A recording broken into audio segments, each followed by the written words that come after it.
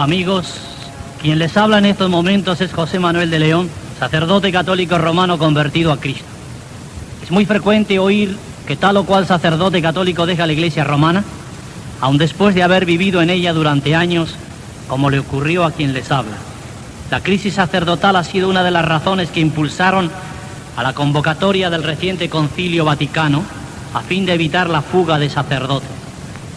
La insuficiencia de medios financieros para llevar una vida digna, no obstante las incalculables riquezas del Vaticano, ha obligado a muchos sacerdotes a dedicarse a trabajos fuera de su ministerio, sacándolos así de su inercia y ostracismo, aportando un trabajo de utilidad para la sociedad. Por otro lado, una vida sentimental contraria a los más elementales principios de la naturaleza arrastra a numerosos sacerdotes, cansados de ir contra la corriente, a aceptar como auténticamente humanas y lógicas las palabras de Pablo a los corintios: más vale casarse que abrazarse, en abierta oposición a las del Papa. Sigue fiel a la consigna tradicional, que se abracen pero que no se casen. Por lo que las estadísticas dan cifras abrumadoras de sacerdotes que, cansados de arrastrar un celibato forzado, claman por un matrimonio equilibrado y sensato a fin de normalizar su situación social, dando a su vida sentimental el equilibrio que necesita, teniendo a su lado la ayuda idónea que Dios estableció para el hombre desde el principio. Estas y otras razones muy humanas, muchas de ellas, han sido las causas por las que muchos sacerdotes abandonan la Iglesia Católica Romana.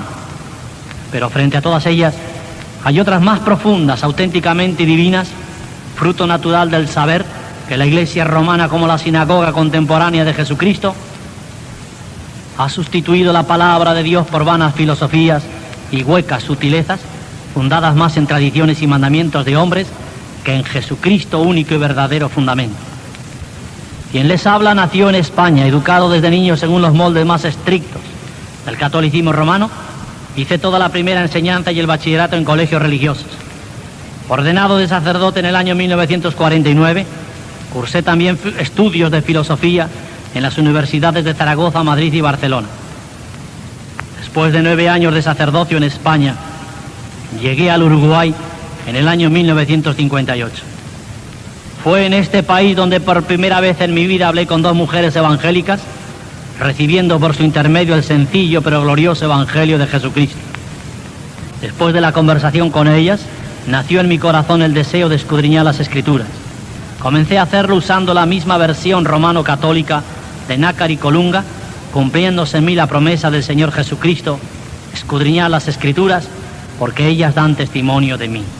Fue en las Escrituras y no en las tradiciones donde encontré el testimonio del Cristo que, viviendo para siempre, puede salvar eternamente a todos los que por Él se alleguen a Dios.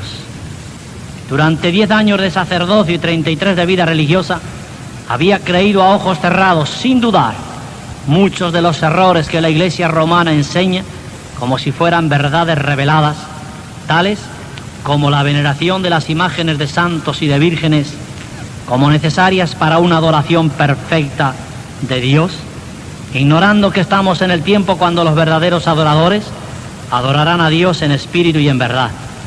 Creí en el purgatorio como lugar de purificación de los pecados mediante un fuego imaginario, cuando es la sangre de Jesucristo la que nos limpia de todo pecado. Creí en la misa como renovación del sacrificio del Calvario, mediante la cual cada día se ofrece de nuevo Jesucristo en sacrificio a Dios, cuando es imposible que Cristo se ofrezca de nuevo al Padre, porque esto lo hizo una sola vez para siempre, ofreciéndose a sí mismo, ya que con una ofrenda hizo perfectos para siempre a los santificados. Creí también en la infalibilidad pontificia, esto es, que el Papa no podía equivocarse cuando habla como tal sobre doctrina y moral, pero la Biblia dice: todo hombre es mentiroso, solo Dios es veraz. Romanos 3:4. La unción que habéis recibido permanece en vosotros y no necesitáis que nadie os enseñe. Primera de Juan 2:27. Cuando comencé a escudriñar las Escrituras, se cumplió la palabra del Señor: conoceréis la verdad y la verdad os libertará. Esta verdad llegó incluso a liberarme de la pretendida dignidad sacerdotal que muchos creen desempeñar como si fuera idéntica a la dignidad de Jesucristo, cuando en realidad lo es del anticristo. ¿Qué razones o fundamento tiene usted?, me han preguntado algunas personas un poco asustadas, para decir que la dignidad del sacerdote romano católico es propia del anticristo y nada tiene que ver con Jesucristo. Veamos, en primer lugar, lo que la Iglesia Católica Romana enseña sobre el sacerdocio y lo que dice la Biblia, para que cada uno pueda sacar sus conclusiones. Enseña la Iglesia Romana que el sacerdote está puesto por Dios para perdonar el pecado de los hombres. Dice la Biblia: soy yo quien por amor de mí borro tus pecados y no me acuerdo más de ellos. ¿Acaso se ha cortado mi brazo para salvar? ¿No tendré ya fuerza para librar? Es por amor de mí que lo hago, porque no quiero que mi nombre sea escarnecido y mi gloria a nadie se la doy. Isaías 48:11. El que solo Dios puede perdonar pecados lo sabían muy bien los fariseos, contemporáneos de Cristo, pero lo ignoran hoy los sacerdotes romanos católicos. ¿Quién puede perdonar pecados sino solo Dios? Para limpiar el pecado de los demás hay que estar limpio. Esto quiso expresar Cristo cuando dijo: hipócrita, quita primero la viga de tu ojo y después podrás quitar la mota del ojo de tu hermano. Por esta razón es Cristo, el Cordero de Dios, sin mancha, el único que puede quitar el pecado. Su sangre, no los sacerdotes, nos limpia de todo pecado. Frente a esta solemne y clara declaración de la enseñanza de la palabra de Dios, los sacerdotes católicos romanos deberían decir como el profeta: ay de mí que siendo hombre de labios impuros, habito en un pueblo de labios impuros, para sacar la conclusión de que si en verdad somos impuros y pecadores, jamás podremos purificar a nadie. El que con verdad pudo decir: ¿quién me argüirá de pecado?, es el único que puede perdonarlos. Los curas, los sacerdotes, deberían sacar la viga de su ojo antes de pretender quitar la mota del ojo de su prójimo. Por eso, todos los hombres, incluyendo aun los que se hacen llamar santos o santísimos padres, debemos acudir al único sacerdote que, por ser verdaderamente santo y sin pecado, puede limpiarnos de toda maldad. Él dijo: venid a mí. Otra de las enseñanzas de la Iglesia Católica Romana sobre el sacerdocio es que el sacerdote está puesto por Dios para salvar a todos los hombres. La Biblia dice: cierto y digno de ser creído por todos que Cristo Jesús vino al mundo para salvar a los pecadores. 1 Timoteo 1:15. Él tiene un poder perfecto de salvar eternamente a todos cuantos por Él se acercan a Dios, viviendo siempre para interceder por ellos. Hebreos 7:25. El mismo apóstol Pedro, que conocía muy bien el plan de salvación provisto por Dios para todos los hombres, afirmó categóricamente: en ningún otro hay salvación, pues no hay otro nombre debajo del cielo dado a los hombres en virtud del cual podamos ser salvos. Hechos 4:12. Cuando una persona es salva, es hecha hija de Dios. Admitir que los sacerdotes romanos católicos pueden salvar es afirmar que pueden hacer hijos para Dios. Si en el orden de la carne y de la sangre el que otro engendre hijos para nosotros sería un insulto, en el orden espiritual no lo es menos. Permitir que otra persona engendre hijos para nosotros es una degeneración. Por eso, solamente los degenerados espiritualmente pueden pretender engendrar hijos para Dios. Lo cierto es lo que dice la Escritura: los hijos de Dios no son engendrados por voluntad de varón, ni de carne ni de sangre, sino que por Dios son engendrados. Juan 1:13. Después de esta clara enseñanza del sentido común y de la palabra de Dios, ¿con qué derecho pretenden los sacerdotes hacerse llamar padres espirituales y a un Santísimo Padre, el mismo Papa? Todo ello ofende la verdadera paternidad de Dios y es desobedecer un expreso mandamiento del Señor Jesucristo, quien dijo: a nadie llaméis Padre sobre la tierra, porque uno vuestro Padre que está en los cielos. Que el sacerdote ocupa el lugar de Jesucristo en la tierra, sacerdos alter Christus. El sacerdote es otro Cristo, es otra de las creencias de la Iglesia de Roma. El sentido común, la razón, nos dice que una persona ocupa el lugar de otra en circunstancias determinadas. Por ejemplo, en caso de ausencia, por renuncia, incapacidad o muerte. Ninguna de estas circunstancias se dan en la persona del Señor Jesucristo. Él no está ausente, pues prometió: yo estaré con vosotros todos los días hasta la consumación de los siglos. Tampoco renunció a su ministerio en favor de los hombres, porque Él está a la diestra de Dios e intercede por cada uno de nosotros. Ni es impotente para salvar, pues cuanto permanece y vive para siempre, tiene un poder perfecto de salvar siempre a todos cuantos por Él se acercan a Dios, viviendo siempre para interceder por nosotros. Ante esta luminosa enseñanza de la palabra de Dios, claramente comprendemos por qué los apóstoles predicaron a Cristo como el único y suficiente Salvador, quien debe como consecuencia habitar por la fe en nuestros corazones, sin tener que compartirlo con los falsos cristos que andan por esos mundos de Dios. Después de haber conocido y creído las claras enseñanzas de la palabra de Dios, ya no podía seguir siendo sacerdote. Debía que reconocer a Cristo como el único y verdadero, puesto por Dios para interceder por todos los hombres. Comprendí las palabras del apóstol contenidas en Hebreos 7:28. La ley constituyó sacerdotes a hombres débiles, pero la palabra del juramento posterior a la ley constituyó al Hijo, hecho perfecto para siempre. Yo, como hombre, era débil e imperfecto a semejanza de los sacerdotes de la antigua ley. Debía creer, pues, en el auténtico y perfecto sacerdote, Jesucristo, el Hijo de Dios, anunciándolo a todas las naciones como el único Señor, Salvador del mundo. Jesucristo, la roca. Es en el versículo 18 del capítulo 16 de San Mateo, donde la Iglesia romana fundamenta todas sus pretensiones para presentarse ante el mundo como la auténtica y verdadera Iglesia de Jesucristo. Textualmente este versículo dice así: yo te digo a ti que tú eres Pedro y sobre esta piedra edificaré mi iglesia. Dice la Iglesia de Roma que como Pedro, Kefas en arameo significa piedra, resulta que Cristo estableció su iglesia teniendo a Pedro como fundamento de la misma, y a la muerte de éste, sobre sus pretendidos sucesores, los actuales pontífices o papas romanos.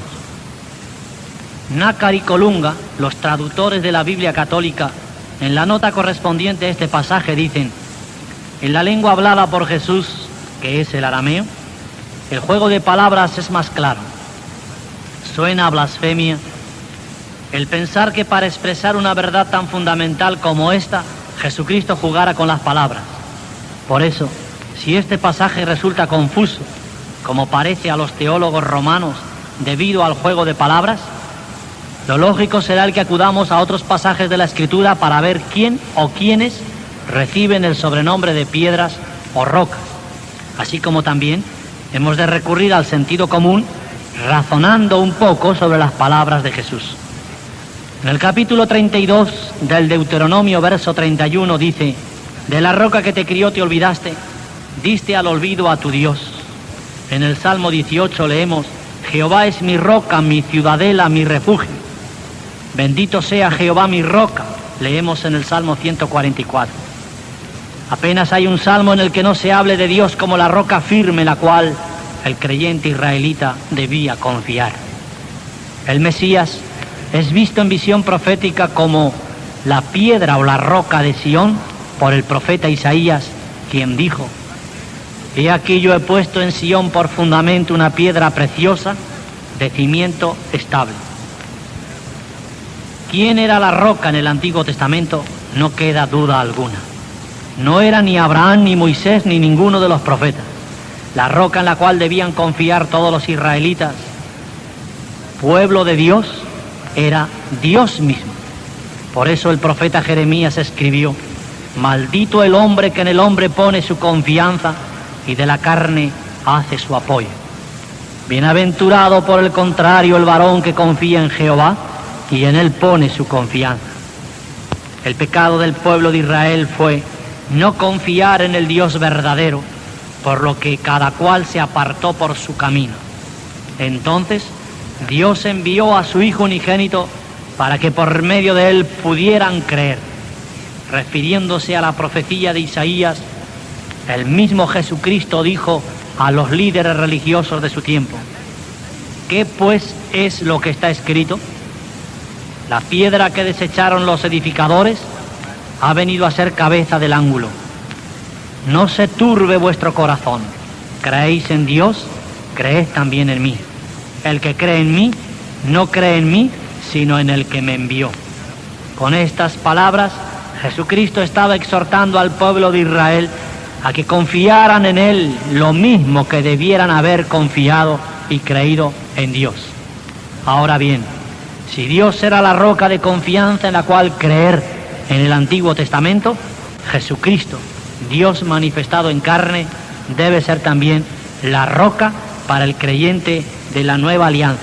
El que Cristo es la roca queda demostrado no solamente por los pasajes del Antiguo Testamento, sino por las mismas afirmaciones claramente establecidas por quienes, habiendo vivido junto a Él durante su vida pública, los apóstoles, entendieron perfectamente el significado de las enseñanzas de Jesús, enseñanzas que la Iglesia Católica Romana, encerrada en las tinieblas de sus propias teologías y tradiciones, no ha podido conocer hasta el día de hoy.